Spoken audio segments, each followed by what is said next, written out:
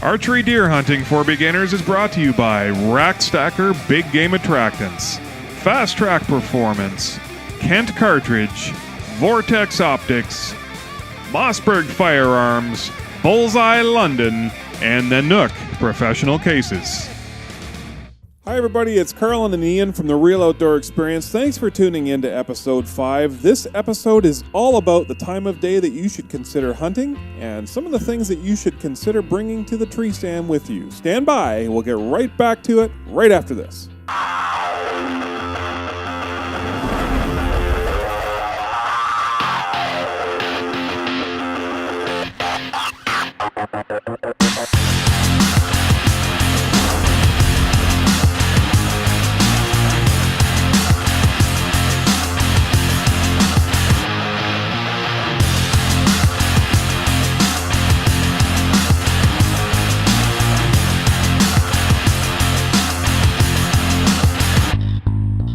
In our previous slips, we've talked about locating a property to hunt, using trail cameras, using Google Earth, things like that to identify where you're going to place your stands, clearing your shooting lanes, and now it's October the 1st. Bow season opens, and you're finally able to get out into the woods. And one of the things that I also really like about the trail cameras, they tell you the time of day that deer are using a particular path or showing up in an area. And you might be really blessed with an area where deer are showing up anywhere from sunrise to sunset. Our legal shooting hours are a half an hour before sunrise to a half an hour after sunset. And being able to hunt any time in there, quite often we'll wind up being in a position to sit in one spot all day long.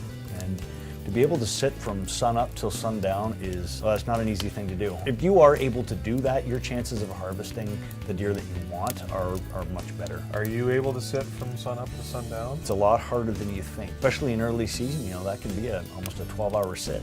So if we can't sit all day, what's the best? Is morning the best? Is night the best? How do you decide? By what's on the cameras. Right. We've got some stands that are morning stands. We've got other stands that are evening stands only. And if it's a morning stand, I think you're just spending a nice afternoon in the woods by going there in the evening. I think that, again, we're using the trail cameras and being able to see when deer are using the trails. Frankly, I think that evenings over food plots I find are more doe and fawn opportunities.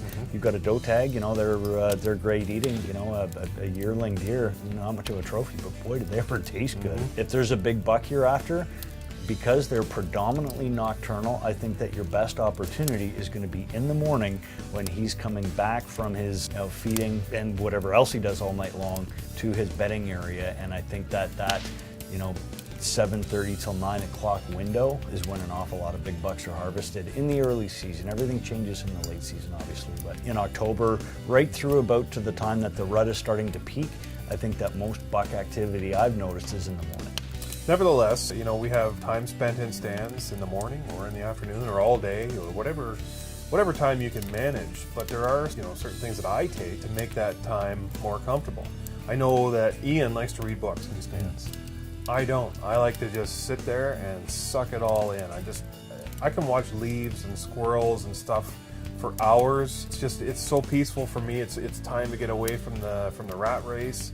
But there's other things that I do like to do. I bring a big thermos of tea. I like to sit there and sip hot tea. It's just it's very enjoyable for me to do that. You've got to be comfortable. If you are not comfortable, then you cannot sit there for any length of time. In my pack, I carry a nice little seat. So, even if I'm in a tree stand that has a seat, I want to have a seat that, because our stands tend to stay out there. They can be wet, they can be, have frost on them. I do like, hydrate, whether that's with tea or bottles of water or a can of Coke. Obviously, we don't carry, booze or flasks or anything like that, because that's not the way that we roll. But whatever you want to bring to keep you comfortable. I want to be prepared for whatever happens with the weather, and it's much easier to, take clothing off as opposed to not having enough clothing if the temperature drops. Also like to carry some snacks. Again, it's recreation. We want to be able to have a nice day out. I don't take potato chips because I think they're loud, and this sour cream and onion or Doritos isn't a natural smell, but those are just little things that I personally do. I'm sure tons of people going, I have meatball sandwiches, it doesn't matter, and you know what, it might not, but that's the way I approach it.